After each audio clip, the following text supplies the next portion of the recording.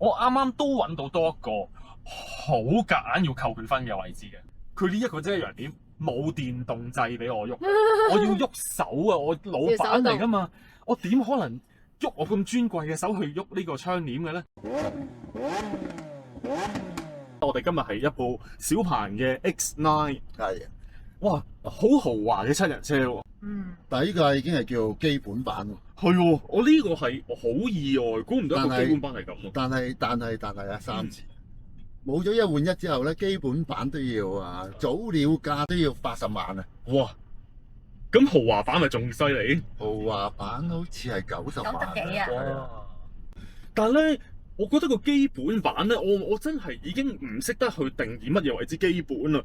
喺基本版嘅時候咧，我頭殼頂上面有個27寸嘅 screen 咯，即係第二排嘅乘客、第三排嘅乘客咧，真係有個大電視可以用嚟睇到嘢。基本版咧就已經係可以有齊好多豪華享受嘅，係啦，咁都幾得意嘅。咁啊嗱，依家呢轉嘅設定咧就用咗咧 Sport 嘅模式啦。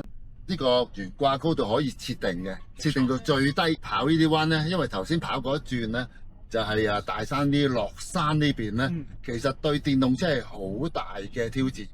個電池重，係咁喺啲急彎前你 double click 或者係 regen 都好啦，你就會 feel 到架車係好重咁啊，中緊喺前面嘅。咁呢架車咧有4輪轉向，咁長嘅車咧喺呢啲彎度咧，其實我覺得咧揸呢啲左右連續嘅 S 彎咧，有啲似喺賽道玩 slalom 啊，甚至如果你再速度快啲咁多咧，佢都會響胎噶啦。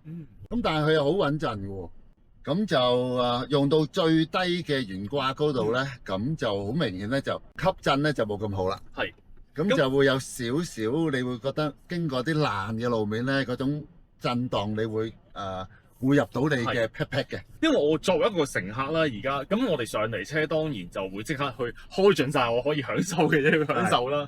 咁第一排啦，咁我有通風凳啦，好多而家所謂定位比較高級少少嘅電動車，佢哋都已經係包括埋呢一樣嘢㗎啦。冇錯，佢通風凳得嚟呢張係冷氣嘅通風凳嚟嘅，佢唔知就咁樣有風出。係今日天氣唔算好熱啊，咁但係喺陽光底下咧都興嘅。係啦，咁開咗呢個通風凳咧就涼浸浸啦，好舒服。Celia 喺後邊咧，我哋都有幫佢開埋嘅。冇錯，有冇覺得涼浸浸啊？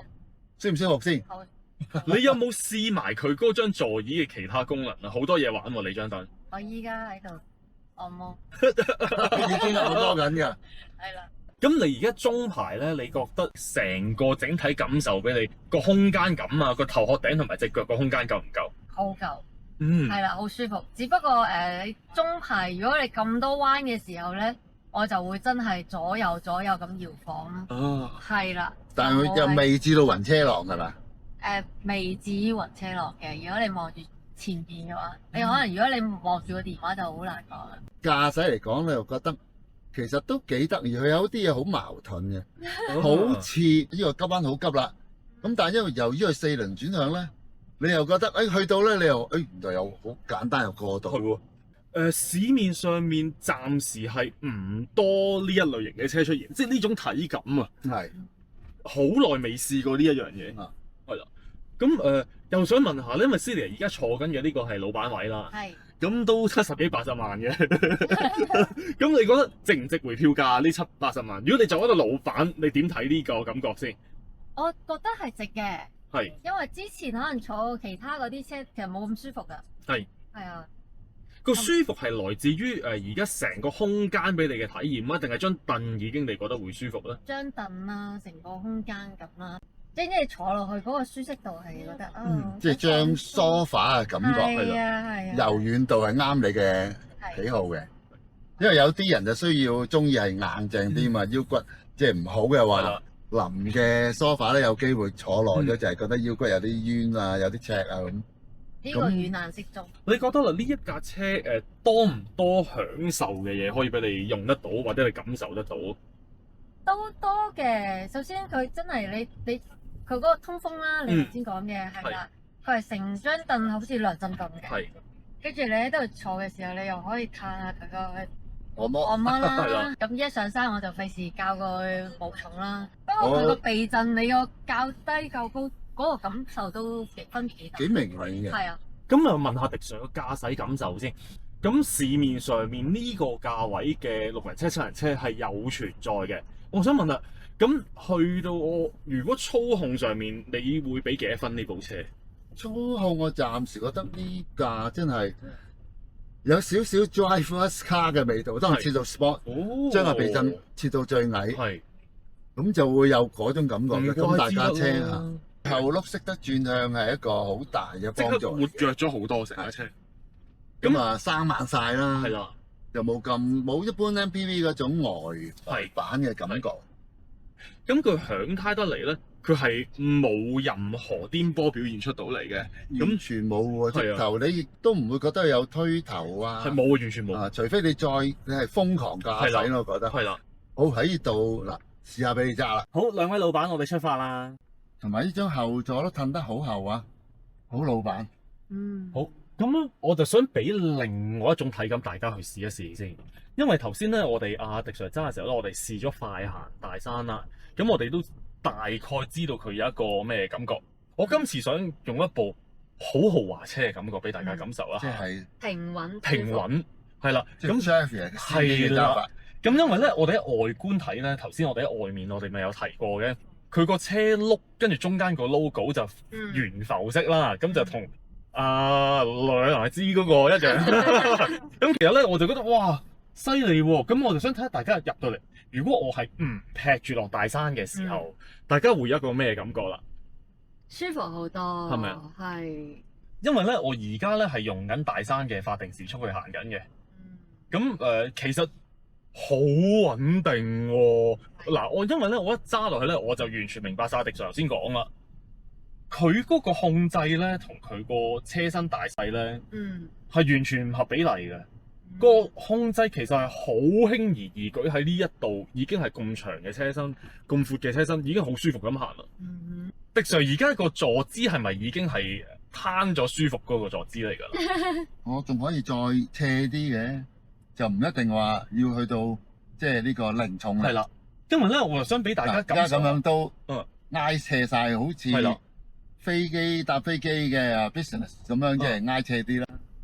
咁我哋又可以試下話俾大家聽，喺呢一種狀態之下咧，作為老闆，會喺中排會唔會需要嘔吐袋咧？如果頭先我嗰個急迫啲嘅即係 aggressive 得啲嘅玩法咧，就中排頭先阿司玲已經投訴啦，係咪？係啦。你再咁樣落去，我坐多2轉就真係準備嘔吐袋啦。轉我一轉就要係啦，一轉就嚟。講你啊，你 sorry，我未食早餐。真係一路咁樣揸落去咧，我係 impressed 嘅。我冇需要好刻意去蹬慢個車速，我順住翻嚟行嘅啫。即係頭先我亦都冇刻意，哇！我彎係要收到佢近乎停喺度嘅時候咁樣去入嘅，即係都係順住。我起碼唔會阻到大山嘅交通咁樣嘅速度落嚟嘅，咁都已經係可以好舒服噶咯。呢部車係。佢喺呢啲山路上咧，就完全都仲係可以用一個靈活嘅感覺去做到嘅。如果我哋用一個咁嘅價錢啦，買一部7人車市場，你覺得係一個老闆車市場啊，定係真係一個家庭嘅7人車，但係對質素有要求咧？應該係老闆車嘅市場，即係公司車。係啦，司機車下老闆出去，或者係咧車下同事出去載一啲客人。或者去打高爾夫嘅時候，啱啱幾個波友。咁家庭車就即係過分咗豪華咯。係前面4張凳都可以有冷風啦，冷暖氣啦，實感體感嘅按摩。哇！而家我都一路講喺度享受緊呢個嘅，即係喺兩邊嘅喺脊骨兩邊嘅2條即係背肌度，喺度幫你喺度摁下又幾得。呢一部車佢而家個發售時間咧係比較關鍵嘅，喺1換1冇咗之後發生啦。佢嘅基本版嘅配置，頭先我哋都有講過，去到咁足料嘅情況下啦，我哋再同翻市面上面另外嗰啲豪華7人車去比，你覺得呢一架會唔會屬於名列前茅啊？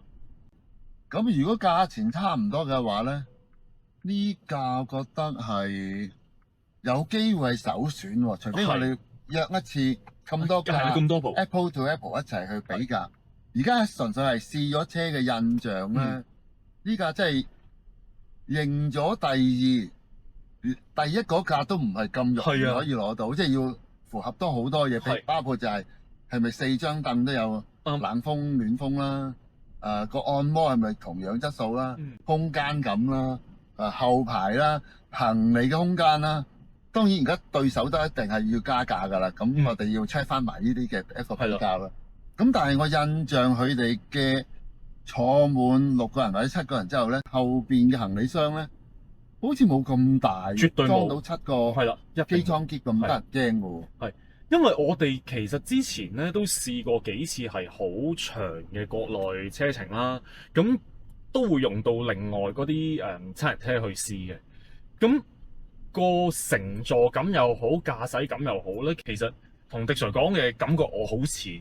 如果你問我去做一個 ranking 去比分啊嚇，呢一部佢係絕對名列前茅嚟嘅。用翻迪 Sir 嗰句啦，佢認咗第二，真係要揾一架出嚟認第一咧。市面上面另外就係得我諗到嘅，如果我哋直接開埋牌子嘅，就 Zeekr 會有一部啦 ，Denza 會有一部啦。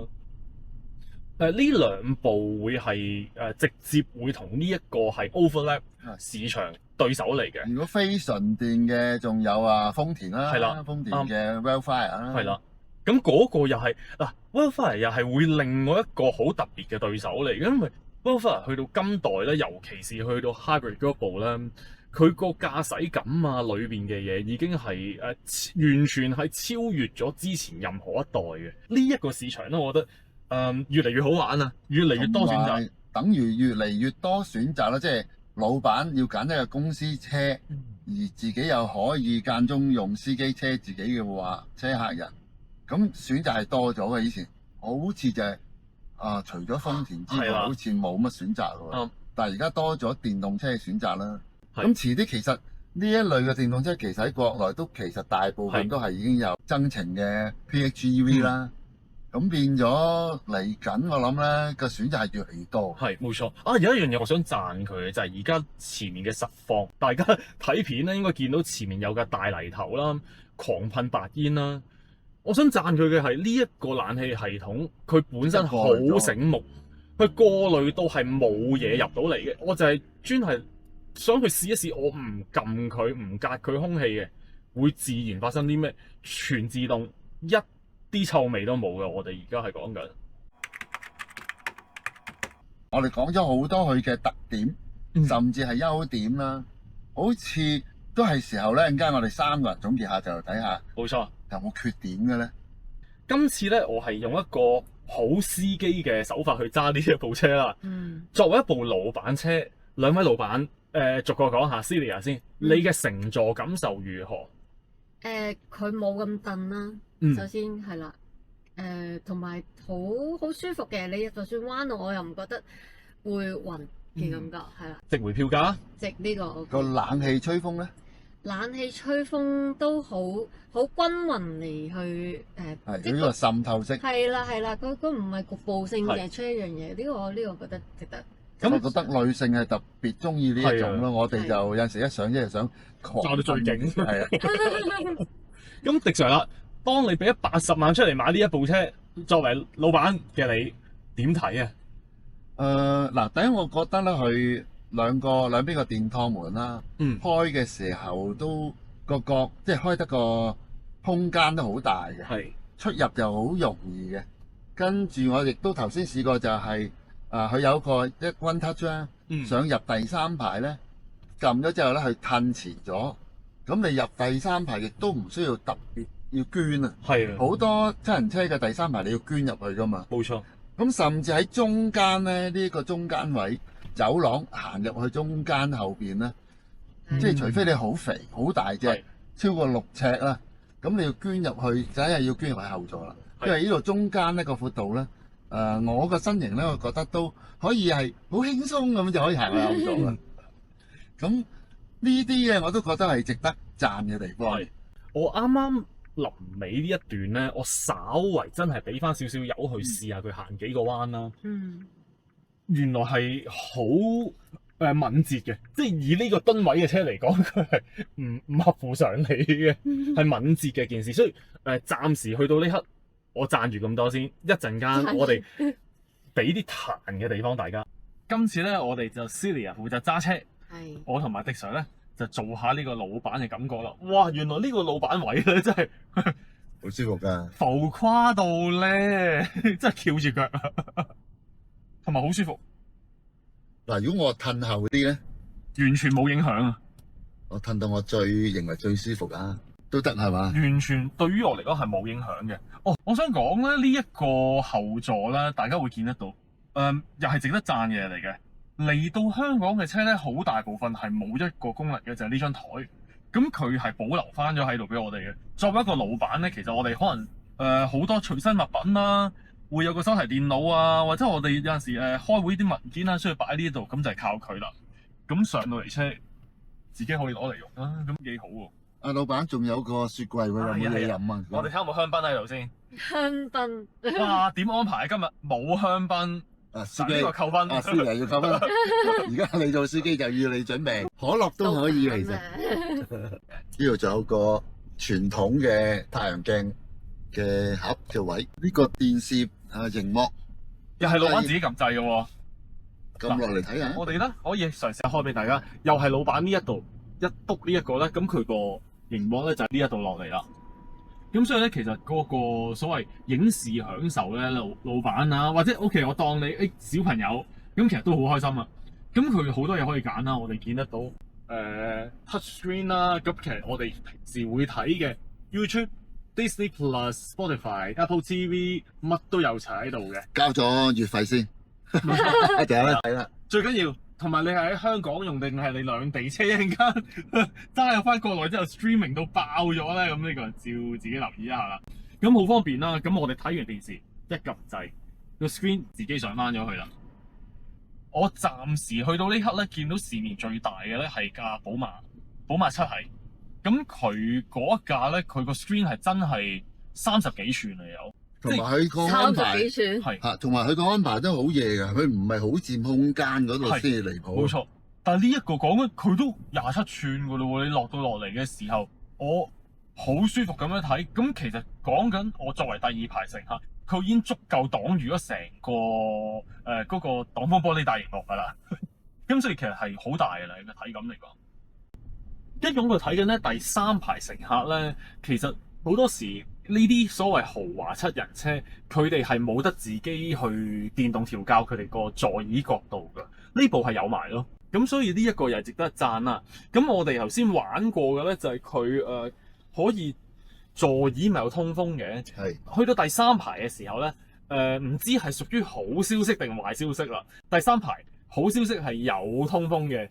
第三排嘅唔好消息咧，佢淨係得發熱嘅啫，即係冬天嘅時候你上車會好暖，夏天你第三排嘅時候你上車你想即刻哇背脊噴住涼風，唔好意思啦，淨係第一二排4位乘客可以用得到呢個功能。呢架車咧佢個風口咧其實我覺得做得幾好㗎，佢天花板氹跨佢已經係一個散風嘅位置啊嚇，佢唔係兜頭噴出嚟一束風嚟嘅，佢散開嘅風嚟嘅。第二、第三排乘客都有呢一樣嘢嘅，但係咧第二排嘅乘客咧，佢都仲會多咗喺乘客位隔離呢一個下面嘅位置，佢哋係會有一個出風口喺度嘅。咁所以我覺得即係中排係最舒服。中排真係好多嘢享受得到喎。前排都好多，前排即係呢個滲透風都係喺標板下邊啦，跟住左手呢個傳統嘅出風位啦。咁呢度頭頂就由於佢係滲風咧，又唔會話吹住個頭殼頂好唔舒服嗰啲啦。有陣時甚至係吹住後頸咧，後頸係中意叫風池穴啊嘛。係冇錯，受咗風寒就會傷風感冒咁啊，佢又冇呢個問題。係喎，因為咧我而家摸緊佢車廂嘅天花板呢啲位置咧，佢全部係用 Alcantara 去做。呢一個係都幾捨得落本，所以咧入到嚟呢一架車咧，會好明顯 feel 到嘅個隔音係好靚嘅嘢嚟嘅。我哋可能去到呢個試駕咧，我哋都去到好尾聲啦。我哋揾啲嘢嗱，我哋唔可以咁樣讚佢噶嘛，讚得多會囂噶嘛，係咪？我哋先揾啲嘢去彈一彈。嗱，我先揾到第一樣嘢去彈嘅係乜嘢嘢咧？咁其實咧，呢一架車係絕對舒適嘅車嚟嘅，但係咧喺呢個絕對嘅舒適裏邊，其實咧喺啲彎路裏邊咧，就真係好取決於個司機個駕駛嘅。個司機個駕駛如果激進嘅話咧，係會駛嚟駛去，即係會有嗰種扭啊。頭先迪 Sir 就係講嗰種扭係會令到乘客係好容易會有頭暈嘅情況出現嘅。咁呢一個係我暫時呢刻我真係會覺得係扣咗少少分嘅位置嚟嘅。咁中排咧。好多時就會呢個手枕呢邊咧，就會做到就係可以將一張摺枱收入去啊嘛。冇錯。咁但係咁樣嘅設計，你中意係喺個 iPad 度啊，定係喺呢度收摺枱？如果你問我嘅，我寧願係 iPad 嘅，但係咧會有一個情況出現嘅就係咩咧？取決於前面張凳究竟係個位置啱與唔啱。係啦，因為如果假設我係老闆上到嚟，啱啱前面張凳已經褪到好前，俾咗空間我嘅，我撞啱想用我面前嘅呢一張台，咁其實咧呢張台個距離就會同距離我好遠啦。咁呢一個就會係一個問題嚟嘅。我啱啱都揾到多一個好夾硬要扣佢分嘅位置嘅。咁呢一架車咧，其實你諗得到嘅豪華設施，佢係有齊晒俾你㗎。跟住咧。中排係有呢啲叫做遮陽簾嘅，好方便喎。借咗啦，係咪？咁我點解要夾硬去扣佢分咧？佢呢一個遮陽簾冇電動掣俾我喐，我要喐手啊！我老闆嚟㗎嘛，我點可能喐我咁尊貴嘅手去喐呢個窗簾嘅咧？你梗係要有埋掣俾我啦，係咪先？嗱，咁咧，所以我覺得可能極致啲嘅，整多粒掣。嗱，呢個遮陽簾唰一聲，佢自己上埋去，係咪更加好咧？最後冇扣分啦，唔中意雪櫃嘅咁就可以扣分。係咯，唔中意雪櫃嘅你擺喺度，哎呀，我真係你其實唔係愛嚟雪嘢飲噶嘛，你去買咗串嗰啲叫咩好貴嘅提子啊，買咗啲咩牛奶士多啤梨啊，你買上嚟可以雪凍咁食噶喎。咁但係我又會嫌有味道留喺架車度喎。生果就好啲嘅。呢個就係大老闆啦。咁大老闆咧，如果佢唔中意嘅時候咧，咁咧呢個咧就又係啦，你俾咗我冇用嘅嘢嚟嘅，但係佢有喎。有就好過冇嘅。係啦。我覺得一定有一樣係彈嘅架車，不過又好難講嘅，因為要搞到咁多嘢。架車真係好長，泊好多車位咧，個車頭都突咗出嚟。係，呢個真。咁即係屋企個車位咧，太窄咧，窄到佢都仲可以用車匙嚟自動幫你褪入去喎。咁呢下又係好犀利喎。咁但係會唔會有機會係控制得唔好，會拆翻架車㗎？係啦，所以咧車身大有車身大嘅優勢，但係同一時間有個缺點，佢亦都係同樣係一個缺點嚟嘅。如果假設係一個公司諗住買一堆哇俾高管用嘅車，接客去機場好有體面嘅呢一架車，我諗佢中晒㗎啦。佢嘅分數嗱，如果我哋用一個分數去做一個完結啦，我俾到呢架車9分。喺佢作為一架老闆車嚟講，佢無論豪華程度啊，你要用佢嘅摸得到嘅物料啊，所有嘢，我真係去到咗近乎無可挑剔㗎啦。咁迪 Sir 咧，我都會俾9分嘅，因為剔嚟剔去都係呢張呢個 iPad 後邊嗰張摺枱啫。咁我就比較中意咧，就係收合適嘅，擺自己拎個 laptop 又得，拎個pad 喺度自己玩又得。咁不過又可能覺得玩咩 pad 用呢個 mon 啦。Celia 你咧，你有冇嘢要彈佢咧？我又冇嘅，同埋我覺得個駕駛嗰個經驗都幾好。係啊。咁你會俾幾多分佢啊？我都會俾9分。係啊。咁我哋3個都俾9分。好嘢喎，999喎。咁呢架車個評價真係都幾高分㗎啦，去到而家呢刻，7人車市場裏邊多一個好巨型嘅競爭對手出嚟啦。咁而家呢刻就真係大家可以去睇一睇啦。咁係時候同各位觀眾講拜拜啦。記得好有咩意見咧，留言話俾我哋聽。